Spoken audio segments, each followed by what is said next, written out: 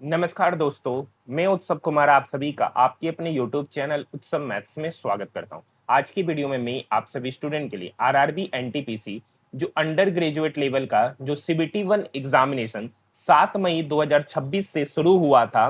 Total 33 शिफ्टों में ये examination हुआ था। उस 33 शिफ्टों के आज हम लोग फर्स्ट शिफ्ट का मैथ के फुल पेपर का सॉल्यूशन हम लोग इस वीडियो में देखने वाले। ये वीडियो उन सभी स्टूडेंट के लिए बेहद ही इंपॉर्टेंट होने जा रहा है जिनका अगस्त में रेलवे ग्रुप डी या रेलवे का कोई भी एग्जामिनेशन है। तो आपके लिए यह वीडियो बेहद ही इंपॉर्टेंट है क्योंकि आपके एग्जामिनेशन में डायरेक्टली या इनडायरेक्टली मैथ के इसी टाइप के क्वेश्चन देखने को जरूर मिलेंगे। इसलिए इस वीडियो को कंप्लीट देखिएगा। आपको पता है आरआरबी ग्रुप डी का जो एग्जामिनेशन है वो मई में 7, 8, 9 मई, उसके बाद जून में शायद 13 से 19 जून के बीच में टोटल 33 शिफ्टों में चला था। उस 33 शिफ्टों का मैं मैथ के फुल पेपर का सॉल्यूशन आपको कराएंगे। आपको पता है सुबह 10:30 से 11 बजे डेली एक सेट प्रैक्टिस में आप सभी स्टूडेंट के लिए ग्रुप डी का लेकर आता हूं। जो ग्रुप डी का एग्जामिनेशन देने वाले वो उस सेट प्रैक्टिस को जरूर करें, जहां पर मैथ के, रीजनिंग के, जीके, जीएस और साइंस के 100 प्रश्नों का फुल पेपर का सॉल्यूशन कराया जाता है। तो आप उस वीडियो को जरूर देखिएगा।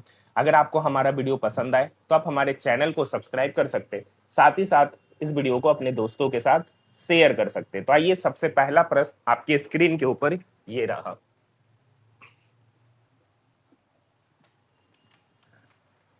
पहला क्वेश्चन कर रखा है, यदि y रुपए की राशि पर वार्षिक रूप से संयोजित होने वाले 10% वार्षिक दर से 2 वर्षों में प्राप्त CI इतना है। अच्छा, एक बात बताइएगा, 10% का फ्रैक्शन वैल्यू कितना होता है? 1/10। टाइम है 2 वर्ष। टाइम है 2 वर्ष। जो डिनोमिनेटर में होता है उसका स्क्वायर करेंगे तो p का स्क्वायर मतलब p जो हो जाएगा 10 का स्क्वायर मतलब p हो गया 100 यूनिट।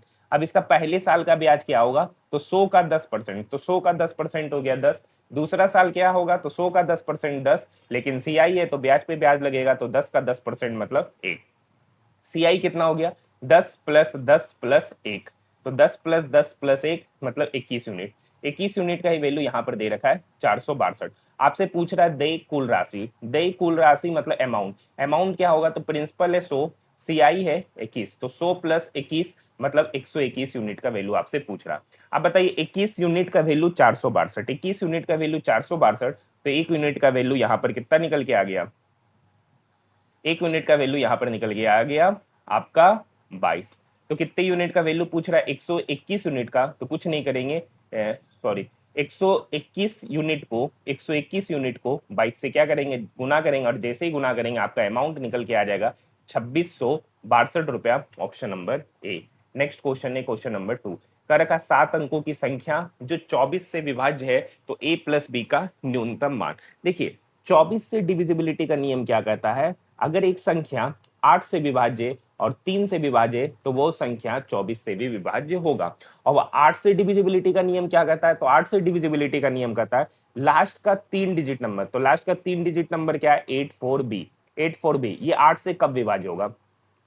तो यहाँ पे न्यूनतम मान पूछ रहा है, तो यहाँ पर न्यूनतम मान क्या रखेंगे? तो 8, 4, सबसे न्यूनतम मान है 0। क्या 8 से लगता है? हाँ बिल्कुल लगता है। 8 का मान 8 पंचे 40, ये इसको कितने बार में काटता है? 105। अगर हम यहाँ पर बी की जगह पर 0 रख देंगे तो ये पूरा का पूरा नंबर 8 से विभाज्य हो जाएगा। अब 3 से डिविजिबिलिटी का नियम क्या कहता है? डिजिटल सम 3 से लगना चाहिए। तो इसका डिजिटल सम करते हैं, 6 4 10, 10 4 14, 14 8 22, 22 प्लस 4 26, 26 प्लस 0 26 हो जाएगा, और साथ में एक संख्या ए है। अब बताइए 26 प्लस ए 3 से कब विभाज्य होगा? 26 प्लस ए 3 से तब विभाज्य होगा जब ए का न्यूनतम मान कितना रखा जाए? 1। तो 26 प्लस 1 27 हो जाएगा, 27 3 से विभाज्य है। तो यहां से एक बात पता चल गया, ए का न्यूनतम मान 1 और बी का न्यूनतम मान 0। पूछ रहा है इस दोनों का सम, तो ए प्लस बी, तो 1 plus 0 1, option number A. Next question है, तीन संख्याएं 4:13:9 के अनुपात में उनका एलसीएम इतना है, तो एचसीएफ पूछ रहा है। तो मान लेंगे कि तीन संख्या क्या है? 4x, 13x और 9x। अब इसका एलसीएम क्या होगा? तो इसका एलसीएम होगा 4 गुना 13 गुना 9x, और इसी का वैल्यू यहाँ पर दे रखा है 6084। आपसे पूछ रहा है x, इस तीनों में क्या कॉमन है सर? इस तीनों में कॉमन है x, मतलब यही आपसे पूछा जा रहा है, यही आपसे पूछा जा रहा है। कुछ नहीं करना है, काटना है।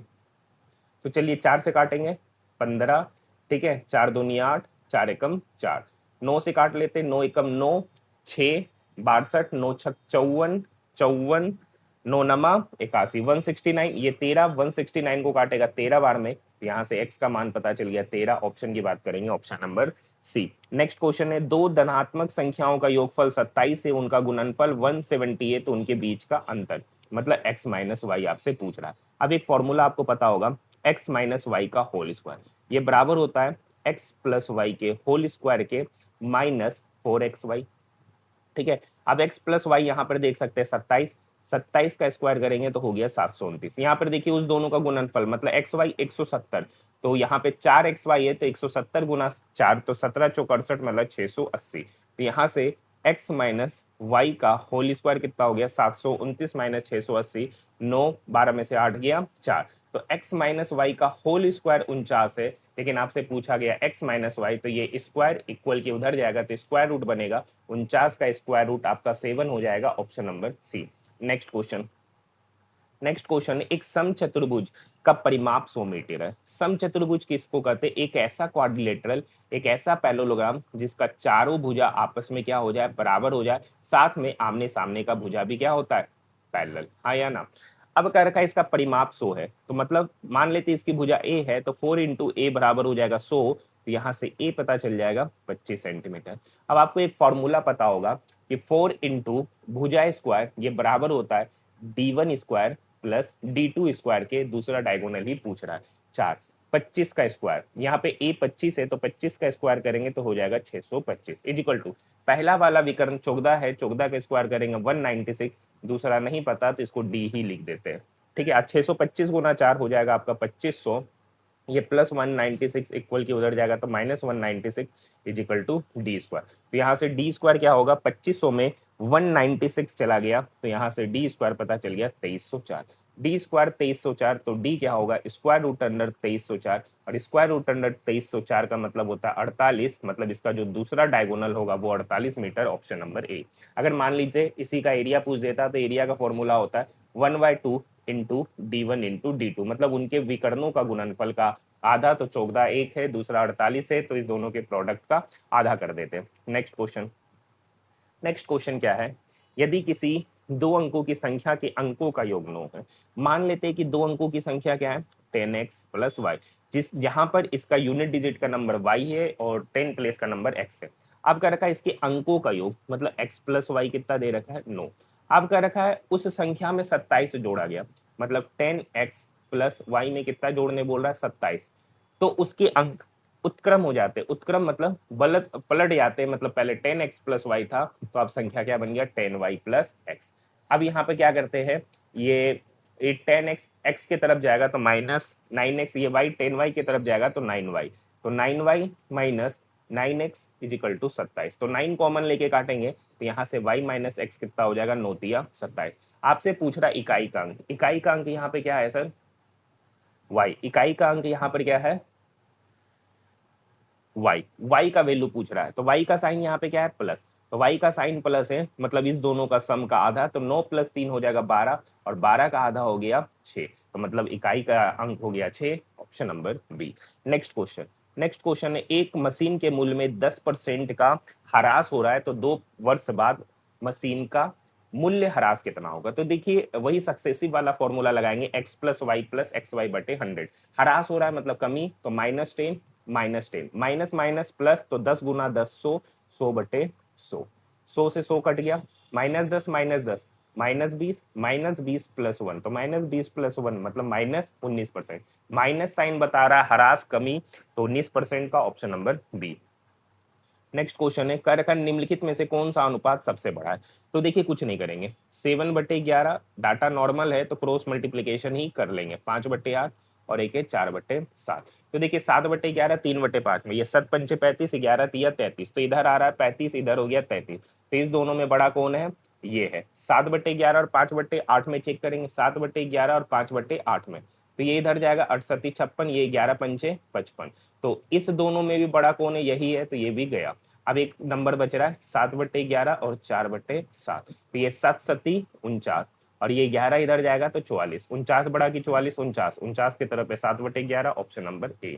नेक्स्ट क्वेश्चन देखिए, कैलकुलेटिव क्वेश्चन है, काफी कैलकुलेटिव क्वेश्चन है। कर रखा है 2 घंटी है, जो क्रमशः 1764 सेकेंड और 2268 सेकेंड के अंतराल में बजती है। शुरुआत में वे एक साथ बजती है, तो कितने समय बाद वो पहली बार एक साथ बजेगी? तो कुछ नहीं करना है, इसका एलसीएम निकालना है। जो एलसीएम निकल के आएगा वही समय होगा जहां पर दोनों घड़ी एक साथ बजेगा। तो सबसे पहले 1764 का फैक्टराइजेशन करते हैं। तो 4 इंटू, ठीक है, 6 4 10 7 17, अच्छा एक 9 भी आएगा, ठीक है, 4 भी आएगा, 9 भी आएगा। उसके बाद 9 चौक 36 से इसको डिवाइड करेंगे, तो 9 चौक 36 से तो 49 भी आएगा। तो मतलब 1764 का मतलब हो गया 2 का स्क्वायर इंटू 3 का स्क्वायर इंटू 7 का स्क्वायर। 2268 4 से लग रहा है, मतलब 2 का स्क्वायर भी होगा। 8 6 14 2 16 2 18, 18 मतलब 9 से लग रहा है, मतलब 3 का स्क्वायर भी होगा। उसके साथ साथ में क्या बचेगा? 3 3 9 चौक 36, 36 से डिवाइड करेंगे तो 9 सती 63, मतलब 3 का स्क्वायर और आएगा, मतलब 2 गो है, मतलब 3 पे पावर 4 इंटू 7। तो इसका एलसीएम क्या आएगा? तो कौन सा डाटा, मतलब कौन सा सबसे ज्यादा बार आ रहा है? तो यहाँ पे 2 कम से कम 2 बार आ रहा है, तो 2 का स्क्वायर 4, 3 यहाँ पे 4 बार है, यहाँ 3 2 बार है, तो 3 पे पावर 4 होगा, और 3 पे पावर 4 मतलब 81। यहाँ पे 7 का स्क्वायर है, यहाँ 7 है, तो मैक्सिमम क्या है? 7 का स्क्वायर मतलब 49। इसका प्रोडक्ट लेंगे तो 4 गुना 81 गुना 49, इसको गुना कर लेते हैं तो 81 चौक 324, 324 गुना 49, तो यहाँ पर हो जाएगा 15,876 सेकेंड, 15,876 सेकेंड। अब इस सेकेंड को हमको किस में करना है? मिनट और आवर में, मिनट और आवर में। तो इसको आवर में कन्वर्ट करने के लिए सबसे पहले हमको 3600 से क्या करेंगे? डिवाइड करेंगे। 3600 से जैसे ही डिवाइड करेंगे तो ये एक मिनट, ठीक है। तो सबसे पहले आप इसको क्या कीजिएगा, ये सेकंड है ना, 15,876 ये सेकंड है, इसको मिनट में कन्वर्ट करने के लिए पहले 60 से डिवाइड करेंगे, तो वो निकलेगा यहाँ पर मिनट और नीचे निकलेगा समथिंग सेकंड। अब उस मिनट को फिर हम किस में कन्वर्ट करेंगे? आवर में। 6 दूनी 12, ठीक है, यहाँ पे आ जाएगा 8, 5 में से 2 गया 3, 76 छका का 36, 360 60, 8 में से 6 गया 2, 76, 6 चौक 24, 260, 6 7 में से 6 गया 1, 1 मिनट, 8 में से 6 गया 2, सॉरी 6 चौक 24, 240, 7 में से 4 गया 3, मतलब सेकंड कितना निकल के आ रहा है? 36 सेकंड। सेकंड कितना निकल के आ रहा है? 36 सेकंड। और मिनट कितना है? 264 मिनट।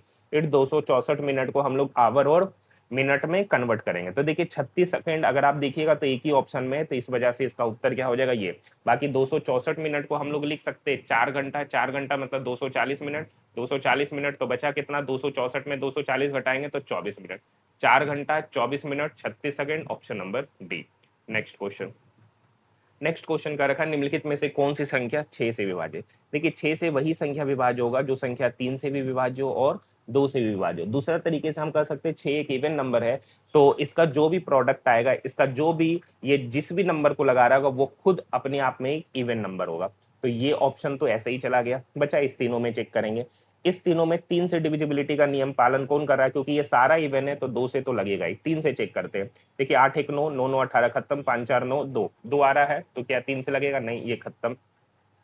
6 4 10, 2 12 5 17, 17 3 20 8 28, क्या 28 3 से लगेगा? नहीं। यहाँ चेक करें 7 5 12 3 15 2 17 1 18 6 24, 24 क्या 3 से लगेगा? हाँ लगेगा। 2 से भी लग रहा है तो 3 से भी लग रहा है, 2 से भी लग रहा है तो 6 से भी लगेगा, तो option number D. Next question. देखिए आपसे पूछ रहा है एक गोले का व्यास, मतलब डी आपसे पूछ रहा है। आपका रखा है इसका पृष्ठीय क्षेत्रफल इतना दे रखा है। मतलब पृष्ठीय क्षेत्रफल क्या होता है गोले का? 4 पाई, पाई का मतलब 22/7 इंटू आर स्क्वायर, और इसी का वैल्यू यहाँ पर दे रखा 28,962। ये कटने वाला नंबर तो बिल्कुल नहीं है, ठीक है। ये 2 से 11 बार में ये इसको काटेगा 14481, तो यहाँ से आर स्क्वायर कितना हो जाएगा? 14481 को 7 से गुना करेंगे और 44 से क्या करेंगे? डिवाइड। 14481 को 7 से गुना करके 44 से क्या करेंगे? डिवाइड करेंगे। ये जो भी वैल्यू निकल के आएगा, मैं थोड़ा साइड में कैलकुलेट कर लेता हूँ। तो इसका वैल्यू जो निकल के आया 7 8 7 56 का 6, बाकी 5 7 चौक 28, 5 33 का 3, बाकी 3 7 चौक 28, 3 31 का 1, बाकी 3 7 3 10/44। अब इसको 44 से डिवाइड करेंगे तो 2 3 0 3 0.8। ये लगभग आर स्क्वायर का जो वैल्यू यहाँ पर निकल के आ रहा है 2303.8, इसी को हम लोग लगभग बोल देते 2304। अब आर स्क्वायर का वैल्यू 2304, तो आर क्या होगा, स्क्वायर रूट अंदर 2304, जिसका वैल्यू होगा अप्रोक्स में 48, जिसका वैल्यू होगा अप्रोक्स में 48, क्योंकि 2304 48 का स्क्वायर होता है। ठीक है, तो आपसे पूछ रहा है डायमीटर। डायमीटर क्या होता है सर, 2r के। डायमीटर क्या होता है, 2r। यहाँ पे 48 है रेडियस, और डायमीटर पता करना है तो उसका दुगुना कर देंगे, तो 48 गुना 2 96, option number D. Next question. Next question है बोर्ड मास रूल का फॉलो करके इस सवाल का जवाब देना है। देखिए ये 5 इस 6 को 10 को काटेगा 2 बार में, 3 दूनी 6, 3 तिया 9, तो यहाँ पर हो गया 3/4 प्लस 3/4 माइनस 2/3, 4 और 3 का एलसीएम हो गया 12। अब देखिए 4 का टेबल में 12 3 बार में, तो 3 तिया, एक मिनट, 4 का टेबल में 12 3 बार में, 3 तिया 9, यहाँ भी 3 तिया 9, माइनस 3 चौक 12, तो 4 दूनी 8, 9 में से 8 गया 1, और 1 प्लस 9 10, 10/12, 10/12 का fraction value 5/6। Next question, question number 13। क्या कर रखा, ए और बी एक व्यवसाय में 5:7 के अनुपात में निवेश करते हैं। 4 महीने बाद सी व्यवसाय में ए के निवेश के बराबर धनराशि निवेश करता है वर्ष के अंत में। मतलब ए जो है ना 5 यूनिट धनराशि निवेश किया, लेकिन 1 वर्ष तक, तो टोटल कितना हो गया, 5 × 12। बी जो है ना 7 यूनिट धनराशि निवेश किया, लेकिन पूरे के पूरे 1 साल, 1 साल मतलब टोटल 12 महीना। अब कह रखा सी जो है ना 4 महीने बाद जुटता है, लेकिन कितना राशि निवेश कर रहा है, तो ए के जितना, तो ए कितना निवेश कर रहा है 5, और सी 4 महीने बाद जुट रहा है, तो कितने महीने के लिए निवेश किया, 8 महीने के लिए। कितने महीने के लिए निवेश किया, 8 महीने के लिए। इसका फ्रैक्शन वैल्यू हम लोग निकालते हैं। ये 4 × 12, 4 × 12, 4 दूनी 8, यहाँ पे हो जाएगा 5 × 15, 7 × 21, और 5 दूनी 10। तो यही इनका क्या हो जाएगा, शेयर का रेशियो या प्रॉफिट का रेशियो। अब कह रखा है वर्ष के अंत में कुल लाभ 92,000 है। इसका सम कितना होगा, तो 15, 16, 26, 26, 20, 46 यूनिट। 46 यूनिट का वैल्यू यहाँ पर दे रखा है 92,000। 46 यूनिट का वैल्यू 92,000, तो यहाँ से 1 यूनिट का वैल्यू निकल के आया 2,000।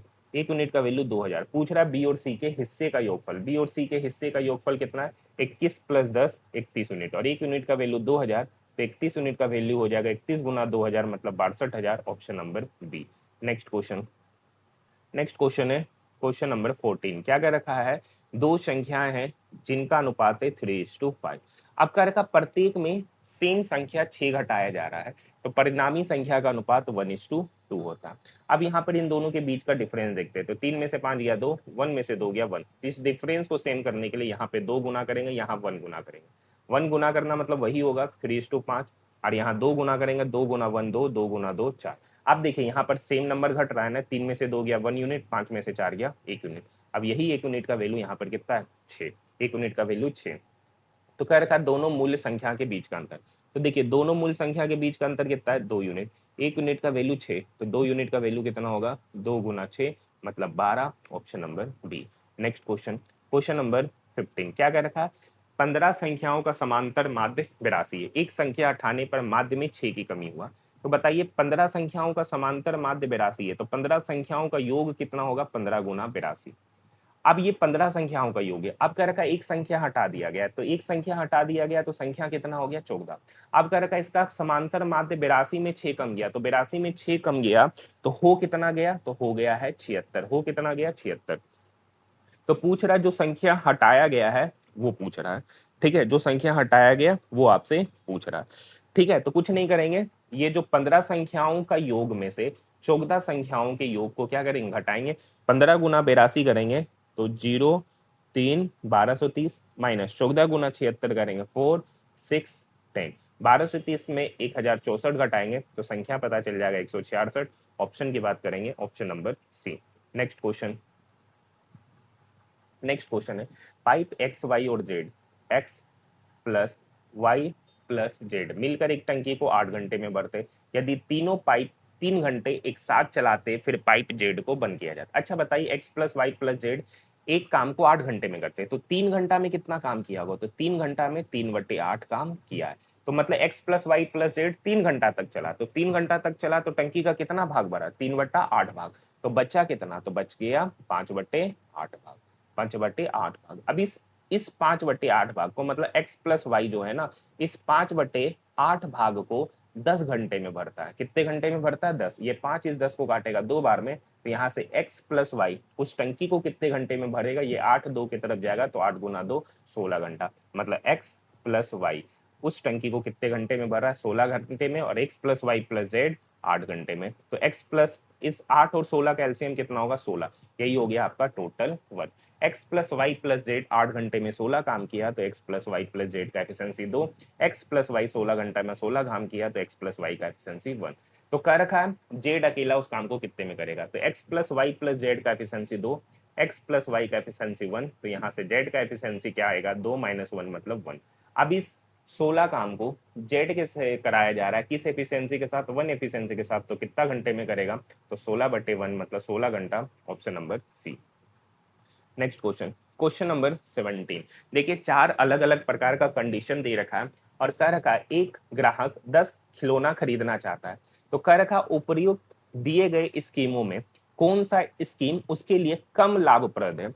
कम लाभप्रद मतलब किसमें उसको सबसे कम डिस्काउंट दिया जा रहा है, किसमें उसको सबसे कम डिस्काउंट दिया जा रहा है, यही कथन आपसे कहा जा रहा है। तो सबसे पहला वाला केस, पहला में 16% और 29% का क्रमिक छूट दिया। तो देखिए सक्सेसिव का फॉर्मूला होता है x plus Y plus X Y बटे 100। ठीक है, तो 16, अब देखिए यहाँ पर डिस्काउंट है, तो 16 प्लस 29 माइनस 16 इंटू 29 बटे 100 करना है। तो 16 प्लस 29 माइनस 16 29 29 29 को हम यहाँ पे अप्रोक्स में लिख देते हैं 30 बटे 100। जीरो से जीरो गया, 16 प्लस 29 आपका हो गया 45 माइनस 16 थी 48 बटे 10 मतलब 4.8। 45 में से 4.8 जाएगा, तो लगभग 14.2%, लगभग 14.2%, मतलब पहले वाले केस में 14.2% का डिस्काउंट दिया। दूसरा वाला देखते हैं। तो सबसे पहले 4 और 34, तो 4 और 34 हो गया 38 माइनस एक्स वाई, तो 34 गुना 4 136, 136 बाय 100 मतलब 1.36।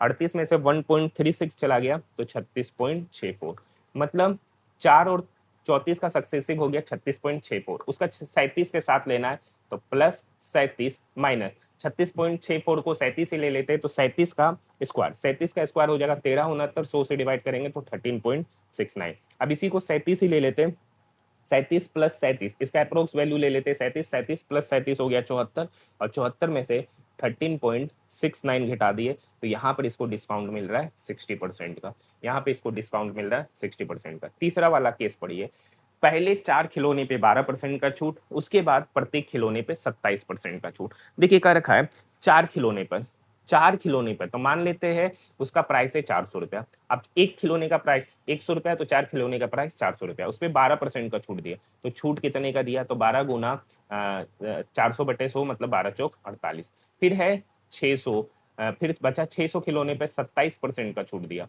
तो छूट कितने का दिया, तो डबल जीरो से डबल जीरो गया, 27 गुना 6 मतलब 162।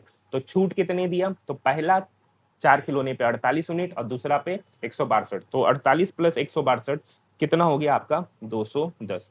टोटल कितना एमआरपी है, तो 400 प्लस 600 मतलब 1000 गुना 100 गुना 100, डबल जीरो से डबल जीरो गया, 210 बटे 10 मतलब यहाँ पर जो डिस्काउंट दे रहा है वो है 21% का, यहाँ पर 60%, यहाँ पे 14.2।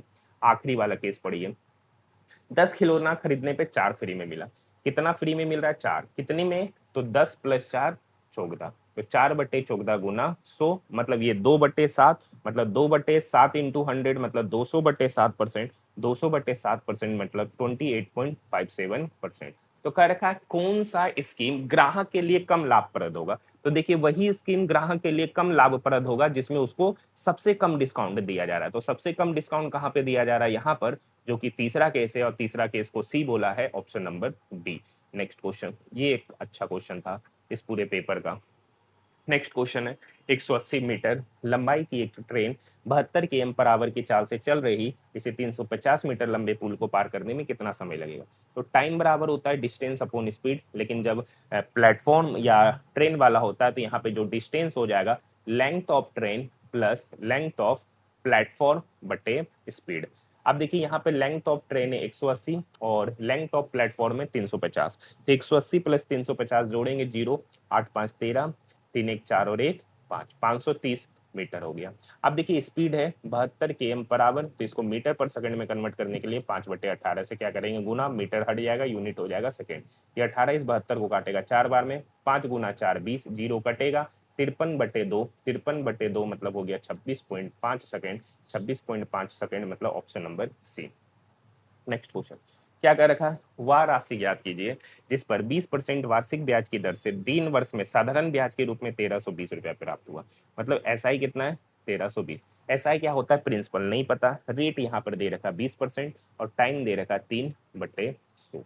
आया ना, ये 20 इस 100 को काटेगा 5 बार में, ये 3 इसको काटेगा 3 चौक 12, 3 चौक 12, 440 बार में। तो यहाँ से प्रिंसिपल कितना हो जाएगा 440 गुना 5, 440 गुना 5 मतलब 2200 रुपया प्रिंसिपल हो गया, option number A. Next question, question number 20, question number 20 क्या कह रखा है, पिछले महीने किसी फल विक्रेता ने 600 रुपया प्रति बॉक्स की दर से आम बेचा था। आम कितना बेचा 600 रुपया प्रति बॉक्स। इस महीने वह परिवहन लागत के कारण पहली कीमत में 10% का वृद्धि करता है, फिर वर्धित कीमत में 15% का छूट दिया। तो एमआरपी तो 600 था, पहले इसमें 10% का वृद्धि किया, तो 10% का वृद्धि किया तो कितना हो गया 110/100। अब जो बढ़ा हुआ कीमत है उसमें 15% का कमी किया, 15% का कमी किया तो हो कितना गया 85%, और 85% का फ्रैक्शन वैल्यू होता है 17/20।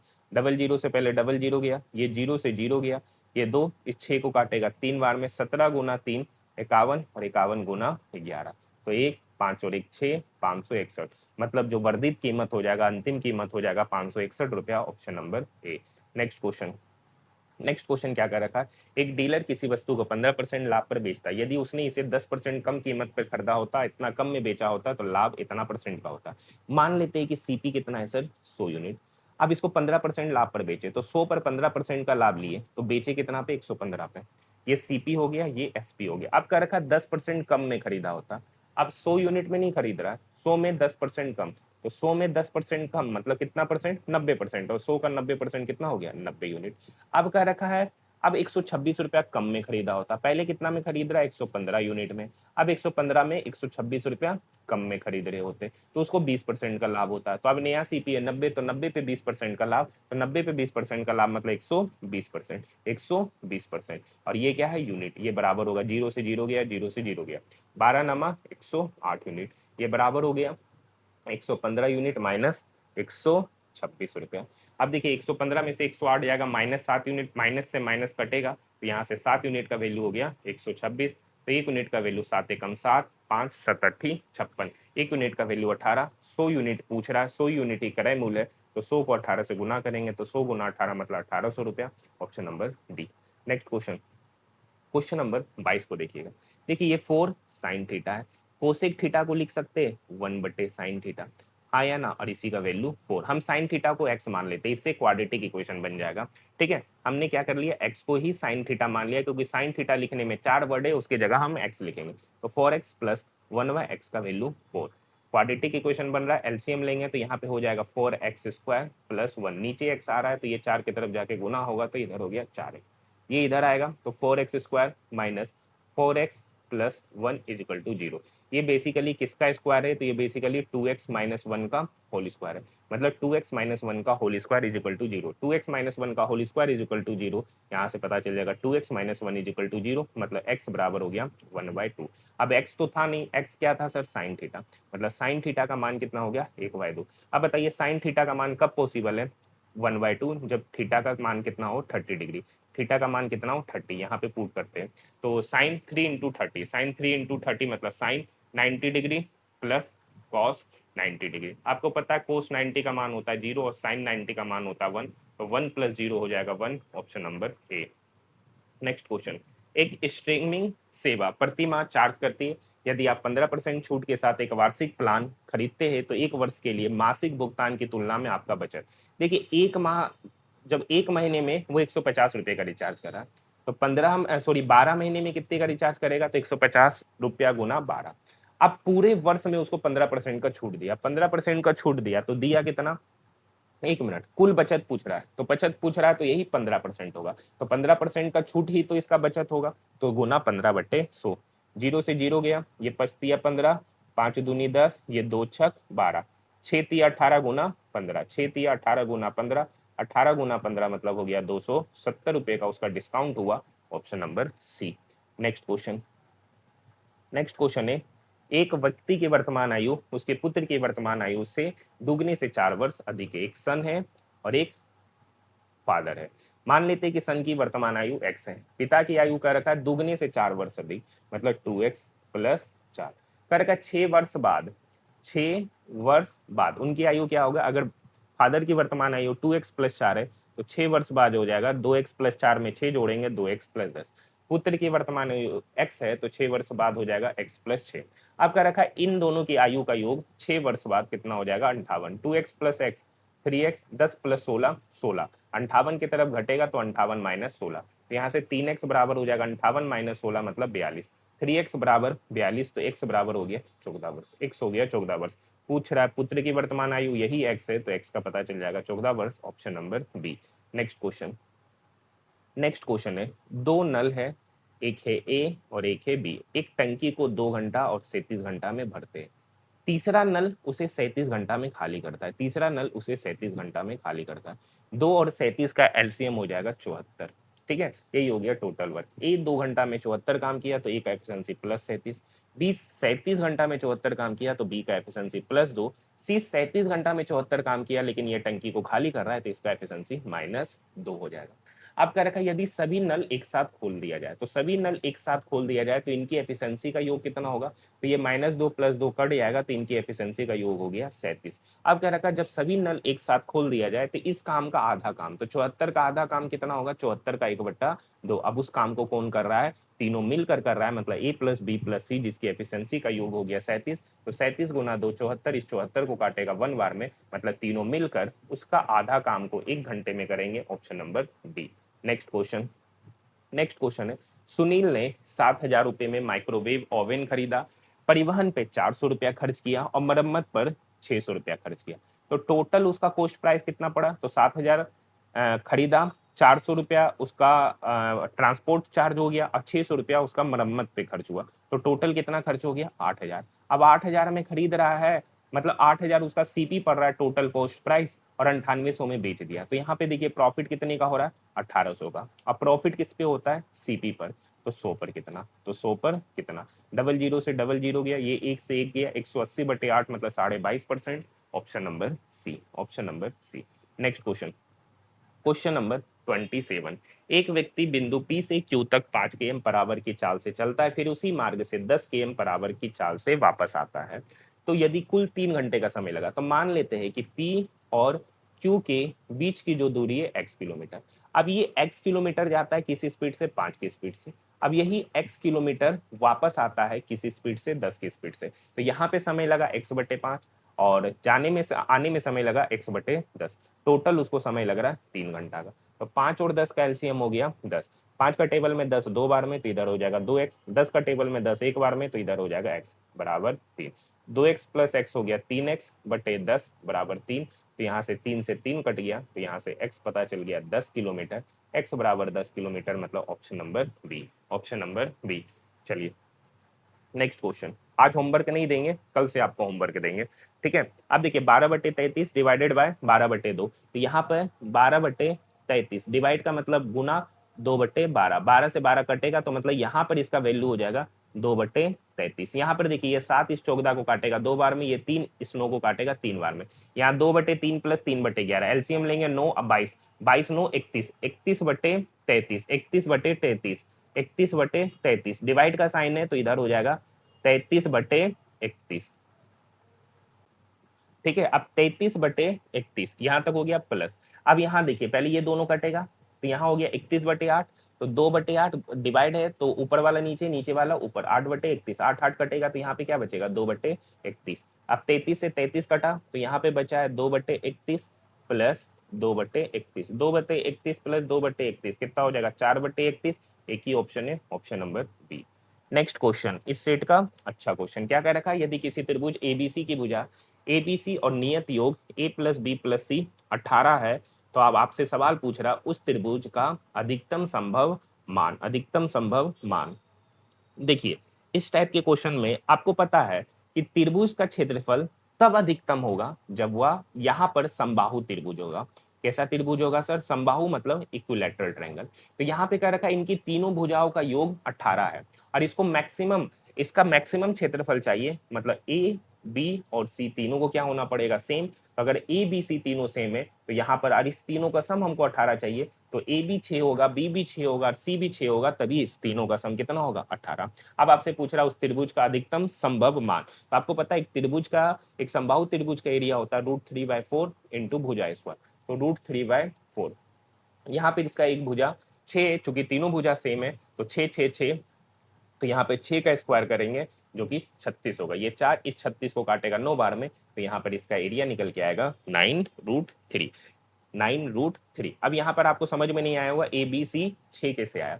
कह रखा है एक त्रिभुज की भुजा ए बी सी है जिसका नियत योग इतना है, तो उस त्रिभुज का अधिकतम मान, उसका अधिकतम एरिया पूछ रहा है, उस त्रिभुज का मैक्सिमम एरिया आपसे पूछ रहा है। तो इस त्रिभुज का मैक्सिमम एरिया कब निकलेगा? जब ए बी और सी तीनों आपस में क्या होंगे? बराबर। तो मान लेते हैं ये तीनों किसके बराबर? एक्स के। तो यहाँ पे वैल्यू पुट करेंगे x plus x plus x बराबर 18, तो 3x बराबर 18, तो x कितना निकलेगा? 6। इसी वजह से हम यहाँ पे डायरेक्ट लिख दिए इसका मान 6। मतलब एक समबाहु त्रिभुज बना और उसकी भुजा 6, तो समबाहु त्रिभुज का क्षेत्रफल होता है √3/4 इंटू भुजा स्क्वायर, 6 का स्क्वायर करेंगे तो हो जाएगा 36। नेक्स्ट क्वेश्चन है क्वेश्चन नंबर 60। एक कक्षा में 8 लड़कों का औसत अंक 56 है, 4 लड़कियों का औसत अंक 80 है, तो सभी 12 विद्यार्थियों का औसत। अब देखिए 8 लड़कों का औसत अंक 56 है, तो 8 लड़कों का अंकों का योग कितना होगा? 8 गुना 56। 4 लड़की का औसत अंक 80 है, तो 4 लड़की की अंकों का योग कितना होगा? 4 इंटू 80। ये क्या हो गया? क्लास में जितने भी स्टूडेंट है उसके अंकों का योग, लेकिन इसका एवरेज पूछ रहा है तो टोटल स्टूडेंट से हमको डिवाइड करना पड़ेगा जो कि 12 है। चलिए काटते, 4 दूनी 8, 4 एकम 4, 4 तिया 12, 56 गुना 2 112 प्लस 80/3। 112 प्लस 80 कितना हो गया? 192/3। ये 3 छक 18, 1 3 चौक 12। तो यहाँ पर इसका जो एवरेज अंक निकल के आ गया वो 64 आ गया, ऑप्शन नंबर बी। तो आप देख सकते हैं आज हमारा आरआरबी एनटीपीसी जो यूजी लेवल का जो फर्स्ट शिफ्ट का एग्जामिनेशन था, उसमें मैथ के जितने भी प्रश्न पूछे गए उस 300 प्रश्नों का मैंने सॉल्यूशन कराया है। मैं 33 मतलब जो आरआरबी एनटीपीसी अंडर ग्रेजुएट का एग्जामिनेशन जो 33 शिफ्टों में हुआ था, उस 3300 शिफ्टों के सिर्फ और सिर्फ मैथ के प्रश्नों का सॉल्यूशन कराऊंगा। तो ये डेली आएगा और आपको पता है सुबह का टाइमिंग जो 11 बजे उस समय आरआरबी ग्रुप डी का क्लासेज आता है, वहां पर आपको पूरा का पूरा पीवाईक्यू का सॉल्यूशन कराया जाता है, मतलब पूरे के पूरे मैथ, रीजनिंग, साइंस और करंट अफेयर्स का। यहाँ पर मैथ के प्रश्नों का सॉल्यूशन कीजिए और ये सबसे लेटेस्ट प्रश्न है, ये सबसे लेटेस्ट प्रश्न है, इसलिए इसका सॉल्यूशन जरूर कीजिएगा, काफी इंपॉर्टेंट होगा ग्रुप डी के एग्जामिनेशन के लिए। मिलते हैं नेक्स्ट वीडियो में।